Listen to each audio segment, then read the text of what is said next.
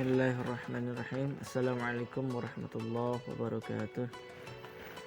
Bismillahirrahmanirrahim. Alhamdulillah. Salatu wassalamu ala rasulillah wa ala alihi wa sahbihi wa man walah. La hawla wa la quwwata illa billah. Amma ba'd. Faqala ta'ala fi kitabihil karim wa huwa asdaqul qailin. A'udzu billahi minasyaitonir rajim. Ya ayyuhalladzina amanu kutiba alaikumus syiyam kama kutiba alal ladzina min qablikum la'allakum tattaqun. Al-ayah. Shadaqallahu a'lam. Alhamdulillah, nikmati fillah yang insyaallah dirahmati oleh Allah Subhanahu wa taala. Alhamdulillah, tentunya kita harus bersyukur kepada Allah Subhanahu wa taala karena pada tahun ini Allah masih memberikan kepercayaan kepada kita untuk bisa bernafas ya di bulan suci Ramadan ini. Tentunya banyak sekali hal-hal yang bisa kita lakukan di bulan suci Ramadan ini.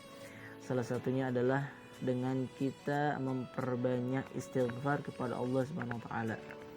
Karena kita tidak bisa dipungkiri lagi bahwasanya kita sebagai manusia yang tidak sempurna, pasti kita banyak salah, banyak khilaf ya, entah itu yang disengaja ataupun tidak sengaja.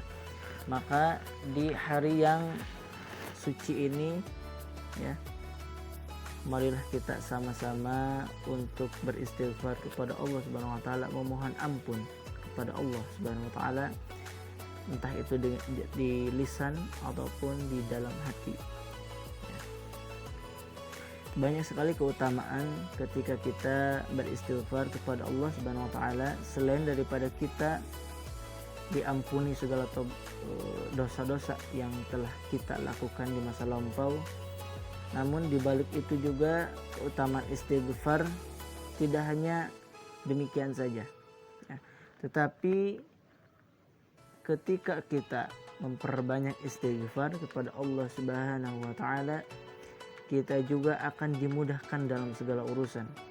Bahkan apa yang kita inginkan, apa yang ingin kita capai, itu tidak disangkakan akan Allah wujudkan.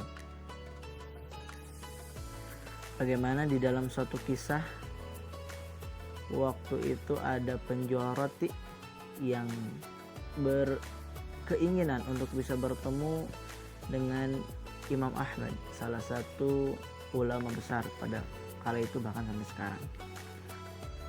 Pada saat itu Imam Ahmad tiba-tiba dari Baghdad ingin pergi ya ke suatu tempat gitu ya.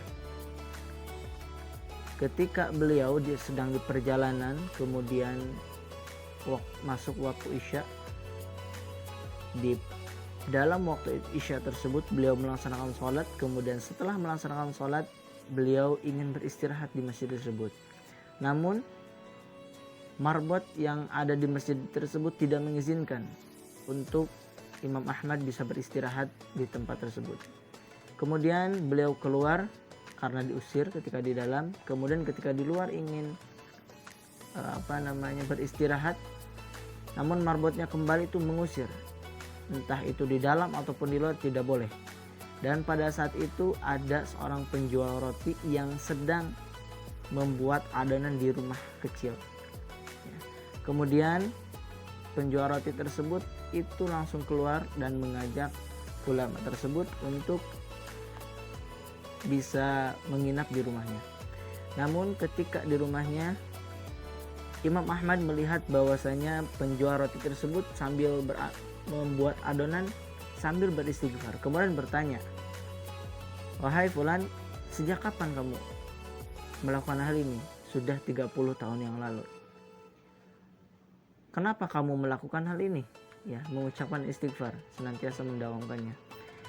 Kemudian penjual roti tersebut menjawab, "Tidak ada keinginan satupun yang tidak terwujud setelah saya melakukan hal ini.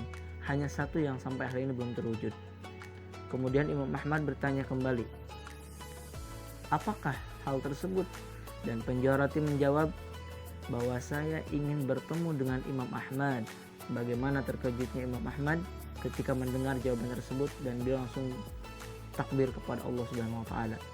Ya. Pantas saja beliau ingin pergi jauh-jauh ya, sampai diusir-usir, ternyata karena istighfar penjual roti ini sehingga menghantarkan beliau pada perjalanan ini. Ya. Maka bisa kita petik hikmahnya bahwasanya istighfar itu tidak hanya memohonkan ampun atas dosa-dosa yang kita perbuat, tetapi akan mempermudah kita dalam segala urusan. Ya, maka dari itu, mari di hari yang suci ini, ya, di bulan Ramadan yang penuh berkah ini, kita perbanyak istighfar kepada Allah Subhanahu wa taala. Ya. Abu Hurairah radhiyallahu anha berkata, aku mendengar Rasulullah bersabda, demi Allah aku beristighfar dan bertaubat kepada Allah dalam sehari lebih dari 70 kali. Muttafaqun alaih. Nah, Rasulullah saja yang sudah dijamin masuk surga senantiasa memohon ampun kepada Allah. Apalagi kita yang hanya manusia biasa yang belum tentu Allah jamin masuk surga. Maka dari itu, yuk kita perbanyak istighfar pada Allah Subhanahu wa taala agar dosa-dosa kita Allah ampuni dan kita dimasukkan ke dalam surganya Allah Subhanahu wa taala. Wallahu a'lam bishawab. Unzur maqala wa tanzur man qala. Mohon maaf atas segala tutur kata yang tidak berkenan.